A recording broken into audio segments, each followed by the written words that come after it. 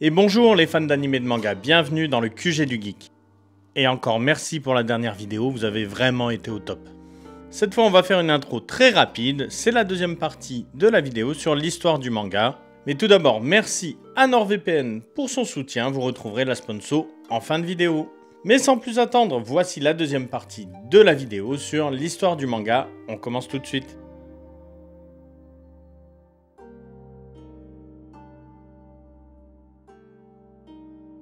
Dans les années 1840, le Japon passe de plus en plus sous influence des puissances étrangères, et notamment des Britanniques, après leur victoire lors de la guerre de l'opium, qui entraîne leur installation dans cette partie du monde. Suivra l'arrivée de l'amiral Perry en 1853 dans la baie d'Edo. Ce dernier dirige une expédition militaire américaine au Japon afin de forcer ce pays à ouvrir des relations diplomatiques et commercer avec l'Occident, signifiant ainsi la fin de l'isolement du pays. L'ère Edo se termine donc en 1867. Mais comme on vient de le voir, dès les années 1850, le commerce reprend à l'international et le Japon recommence à importer et exporter des marchandises, mais aussi des biens culturels. Cette période apporte une modernisation rapide du pays sous l'influence occidentale. De nombreux étrangers sont attirés au Japon pour enseigner les sciences et les technologies occidentales, et de riches japonais, eux, voyagent en Europe. Edo, rebaptisé Tokyo, voit ses rues éclairées par des réverbères et envahies par des technologies comme le vélo ou les pousse-pousse qui y pullulent. Le port du chignon traditionnel se voit interdit et le port du kimono diminue grandement au profit du costume occidental accompagné du chapeau et du parapluie pour les hommes et d'une coiffure européenne pour les femmes. À cette époque, seulement 2 quotidiens existent, mais ils sont à destination de colonies étrangères. La presse traditionnelle, avec un gros tirage, totalement japonaise, née, elle, avec le Yokohama Manichi Shimbun en 1871 et le Tokyo Nichinichi Shimbun en 1872, qui commenceront à introduire les estampes vers 1874. Mais avant ça, la presse satirique, elle, existe déjà, dès les années 1860 et souvent créée par des Européens ou bien des Japonais partis faire leurs études à l'étranger et qui reviennent au pays. En 1861, Charles Wingman, un caricaturiste anglais, débarque au Japon et emménage à Yokohama. Il décide de créer son journal satirique en 1862 qu'il appellera The Japan Punch. Il y publiera énormément de ses caricatures. Il enseigne en même temps des techniques occidentales de dessin et de peinture à un grand nombre d'artistes japonais. Il participe notamment à l'utilisation de plus en plus importante de la perspective. Mais c'est finalement le français Georges Ferdinand Bigot qui arrive au Japon en 1882 qui va faire découvrir 5 ans plus tard, en 1887, la BD au pays du soleil levant, en créant lui aussi un journal satirique nommé Tobae, alors que Wingman achève le sien au même moment. Mais à cette époque, le terme manga avait un petit peu disparu jusqu'à l'arrivée de l'Australien Frank Arthur Nankivel qui enseignera la caricature à Yasuji Kitazawa qui prendra lui le pseudo de Rakuten Kitazawa.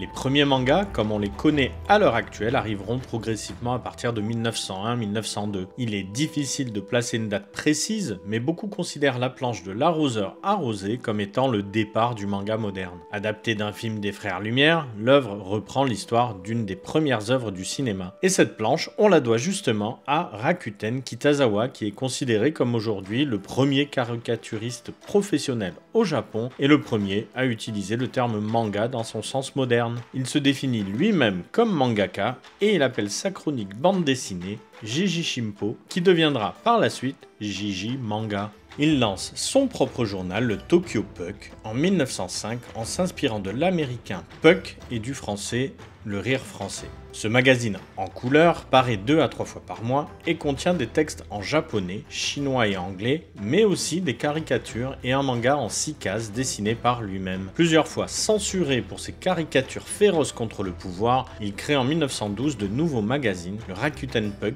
et le Katei Puck. Mais c'est en 1908 que Kitagawa innove dans la presse japonaise en publiant Furendo, littéralement Friend en japonais, qui sera un magazine en couleur exclusivement réservé aux enfants. En 1914, il innovera encore en lançant une publication destinée aux jeunes garçons en couleur, le magazine Shonen Kurabu, et en 1923, Shoujo Kurabu, qui veut littéralement dire le club des garçons et le club des filles, inventant ainsi ces termes qui seront repris par les grandes maisons de prépublication japonaises bien plus tard. Il exposera même son œuvre en 1929 à Paris, après un très long voyage à l'étranger, et recevra la Légion d'honneur. Petit à petit, durant la période qui va suivre, entre 1912 et 1926, Ipei Okamoto dessine des mangas pour le quotidien Asahi Shimbun. Il sera un des inspirateurs du mouvement des nouveaux représentants progressistes du manga, qui introduiront énormément de comics américains et de BD franco-belges au Japon, avec, entre autres, un comics américain du nom de Bringing Up Father de Geo Magmanus, qui influencera énormément les parutions à venir et connaîtra un immense succès. On peut noter notamment durant ces années la création de la Kodansha, puis quelques années plus tard de la Shueisha, qui deviendront les monstres que l'on connaît aujourd'hui dans le domaine de la prépublication. Ces sociétés se lanceront dans un premier temps dans la traduction de comics, puis enfin dans la publication d'œuvres japonaises. Si à cette époque tous les mangas utilisent plus ou moins la bulle, il y a encore beaucoup de textes écrits dans les dessins. Le premier à généraliser vraiment l'emploi de la bulle, c'est Katsuichi Kabashima, qui dessine les aventures de Shoshan, un journaliste accompagné de son écureuil en 1923, bien des années avant l'apparition de Tintin ou de Spirou. Mais entre 1905 et 1931, le pays connaît de forts troubles, et notamment une guerre contre la Corée et une autre contre la Chine, qui retardera encore l'essor des journaux et des publications à cause de l'effort de guerre, de la censure, mais aussi des pénuries. Mais à cette époque, la satire et la caricature sont féroces envers le pouvoir en place. Et en 1925, le gouvernement établit une censure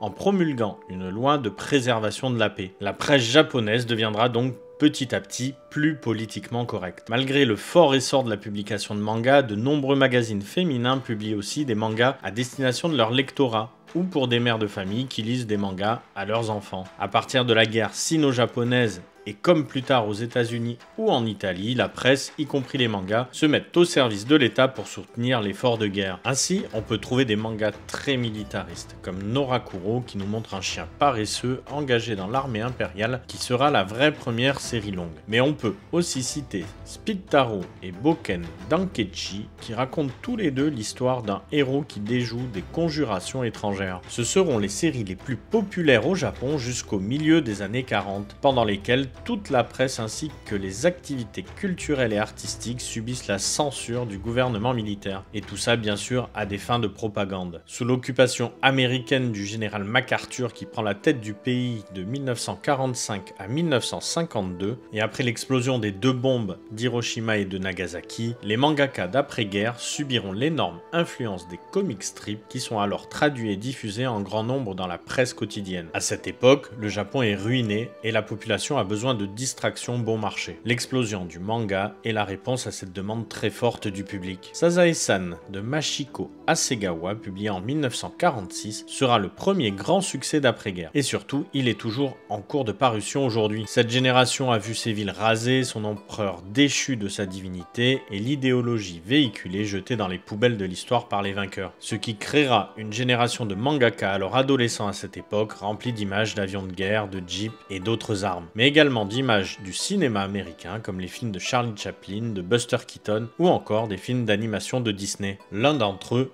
influencé par toute cette culture américaine, révolutionne le genre et donne naissance au manga moderne. Il s'agit du célèbre Osamu Tezuka, qui deviendra par la suite le dieu du manga. Il est littéralement celui sans qui le manga n'aurait pas pu évoluer aussi vite et connu un tel rayonnement international. Mais il est surtout devenu celui qui inspirera toutes les générations suivantes. Il est dit que pendant son enfance, Tezuka était vraiment très introverti et passait son temps à dévorer la très grosse collection de mangas de son père. Passionné de théâtre et de grands classiques occidentaux, il regardait déjà les premiers films d'animation chinois et américaines qui arrivaient en masse dans le pays, ayant la chance d'avoir un père qui possédait à cette époque un rétroprojecteur. Pour bien comprendre Tezuka, il faut savoir que son œuvre comprend 4 caractéristiques majeures constantes. Tout d'abord, le respect de l'environnement naturel, le respect de la vie et de toutes les créatures vivantes, un profond scepticisme envers la science et la civilisation, mais surtout un solide engagement pour la paix et contre la guerre. Lorsqu'il n'est encore qu'enfant, sa famille s'installe dans la ville de Takarazuka et cet environnement naturel a une grande influence sur son œuvre. Et c'est certainement là qu'a commencé sa fascination pour les insectes. Son nom d'artiste pendant un temps sera d'ailleurs Osamu Muchi, qui, prononcé à la japonaise, se dit Osamuchi, et Osamuchi désigne un insecte. Son premier studio s'appellera lui Muchi Productions. Sa mère l'introduit très jeune à la vie artistique très riche de la ville, réputée pour son théâtre, qui avait la particularité, contrairement au théâtre traditionnel japonais de ne faire jouer que des femmes. Il dessinera dès son plus jeune âge et décrochera à l'âge de 17 ans en 1946 sa première publication de manga qui s'appelle le journal de Maa-chan dans l'édition d'Osaka. En parallèle à sa profession de dessinateur, il suit des études de médecine. On retrouve des traces de cette formation d'ailleurs dans son œuvre, particulièrement dans son manga Blackjack en 1973. Le personnage du scientifique est une figure que l'on retrouve couramment dans ses mangas. Il rencontre le succès un an plus tard, en 1947, grâce au manga appelé La Nouvelle Île au Trésor qu'il réalise en collaboration avec Shishima Sakai. Ce titre se vendra à plus de 400 000 exemplaires. Du coup, il mènera ensuite une vie partagée entre la création artistique et ses études. C'est d'ailleurs à cette époque qu'il rencontre le jeune Yashihiro Tatsumi, qu'il conseille, et qui deviendra plus tard le créateur du Gekiga, une démarche qui ne plaira vraiment pas à Tezuka d'ailleurs, mais on y reviendra plus tard. En 1952, il donne naissance à un héros qui marquera des générations de Japonais, Tetsuwan Atomu, plus connu chez nous sous le nom de Astro Boy ou Astro le petit robot. Il s'agit de l'histoire d'un robot vivant dans un monde futuriste en 2003, ayant l'apparence d'un jeune garçon et qui détient de grands pouvoirs et qui est un défenseur de la paix. L'influence de Walt Disney apparaît dans le style graphique de Tezuka, rond, généreux et franc, et des grands yeux enfantins et très expressifs de ces héros qui permettent de faire passer beaucoup plus facilement les émotions. Il s'agit de caractéristiques empruntées aux personnages des productions Disney tels que Mickey et Bambi, qu'il aurait d'ailleurs vu apparemment plus de 80 fois, et reprise ensuite par de nombreux dessinateurs japonais. Mais également il créera son propre style de découpage très inspiré par les cadrages de cinéma. Tezuka montre aussi qu'il vient de la presse caricaturale par son trait vif et très expressif que certains ont qualifié à tort de simpliste. Il garde toujours une note d'humour, un jeu de mots ou un élément de décor dans ses œuvres, même dans les récits les plus tristes ou sombres. C'est également lui qui créera et imposera la transcription du mouvement dans les dessins avec des traits pour donner une impression de vitesse,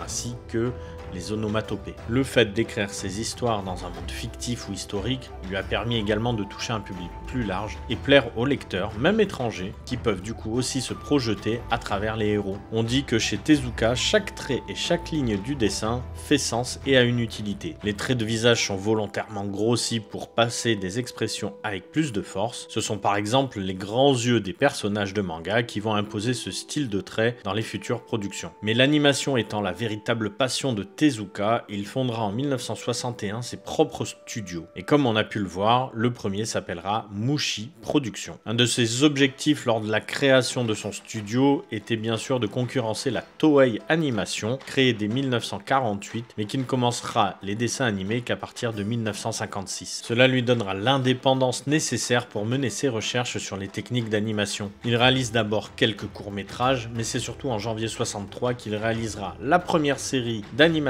japonaise reprise de son manga à succès Tetsuwan Atomu, mieux connu chez nous sous le nom de Astro le petit robot. C'est en grande partie grâce à cela que le passage du papier au petit écran devient courant et l'aspect commercial du manga prend encore plus d'ampleur. Le succès rencontré par les studios de production verra ensuite la naissance de plusieurs séries originellement publiées en manga comme Princesse Saphir, Le Roi Léo, Metropolis, mais encore beaucoup d'autres. Les studios Mushi vont faire faillite en 1973. Ils fondent alors un nouveau studio du nom de Tezuka Productions qui produira les futurs films, mais aussi quelques remakes d'anciens animés tels que par exemple la version en couleur d'Astro le petit robot. Durant sa carrière, il dessinera plus de 150 000 pages. Pour vous donner un ordre d'idée, Oda avec One Piece n'a dessiné que 15% de la production totale de Tezuka. À sa mort, il aura publié plus de 700 volumes, et ceci vraiment dans tous les styles possibles et imaginables. Et grâce à lui surtout, le manga se différencie enfin vraiment des productions américaines. Tezuka bouleverse vraiment le mode d'expression du manga en explorant tous ces différents genres. Il inspirera de nombreux artistes tels que les créateurs de Doraemon, ceux de Cyborg 009, de Kamen Rider ou encore celui de Galaxy Express 999. Il deviendra d'ailleurs le sensei de beaucoup d'entre eux. Il est décédé en 1989 à 60 ans à la suite d'un cancer, laissant derrière lui une œuvre monumentale en héritage. Mais les studios existent encore et sont dirigés par son fils Makoto Tezuka, qui continue à faire perdurer son œuvre.